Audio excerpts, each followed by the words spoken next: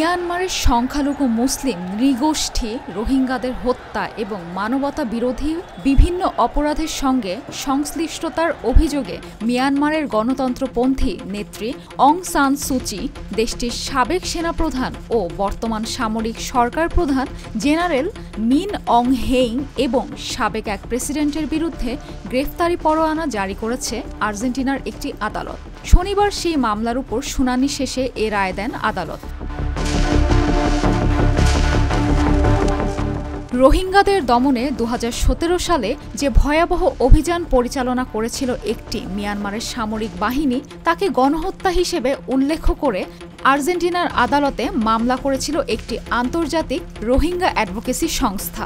সর্বজনীন বিচার ব্যবস্থা আদর্শের আওতায় করা হয়েছিল মামলাটি। সার্বজনীন বিচার ব্যবস্থা হলো এমন একটি আদর্শ যার আওতায় কোনো দেশে গণহত্যা কিংবা যুদ্ধাপরাধের মতো বড় আকারের মানবতা বিরোধী কর্মকাণ্ড ঘটে, সেক্ষেত্রে এই ধরনের অপরাধে সংশ্লিষ্টদের বিরুদ্ধে বিশ্বের যে কোনো আদালতে মামলা করা যেতে পারে।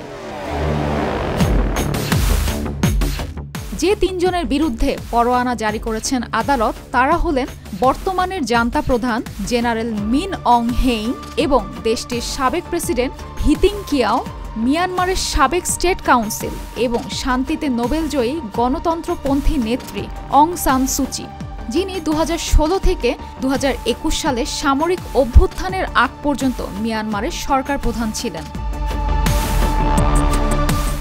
২০১৭ সালে আরাকানে কয়েকটি পুলিশ স্টেশন ও সেনা ছাউনিতে বোমা হামলা করার অভিযোগ ওঠে অস্ত্রধারী রোহিঙ্গা গোষ্ঠী আরাকান সেলভেশন আর্মির বিরুদ্ধে। এই হামলার জের ধরে বাংলাদেশ মিয়ানমার সীমান্তবর্তী রোহিঙ্গা গ্রামগুলোতে হামলা চালায় মিয়ানমার সেনাবাহিনী। এখন পর্যন্ত বাংলাদেশ সরকারের হিসাব অনুযায়ী প্রায় ১০ লাখ রোহিঙ্গা মিয়ানমার থেকে পালিয়ে বাংলাদেশে আশ্রয় নিয়েছেন। সুচির বিরুদ্ধে গ্রেফতারি পরোয়ানা জারির কারণ হিসেবে আদালত বলেছেন, ২০১৭ সালে যখন রোহিঙ্গাদের দমনে সেনা অভিযান চলছিল, সে সময় সরকার প্রধান হিসেবে রোহিঙ্গাদের বাঁচাতে যার ভূমিকা ছিল না বললেই চলে। ক্ষমতা দখলের পরপরই সুচিকে গ্রেফতার করে কারাগারে বন্দী করে সামরিক সরকার। এখনও কারাগারেই আছেন তিনি। সুচির বিরুদ্ধে বেশ কয়েকটি দুর্নীতি মামলা চলছে মিয়ানমারের সামরিক আদালতে।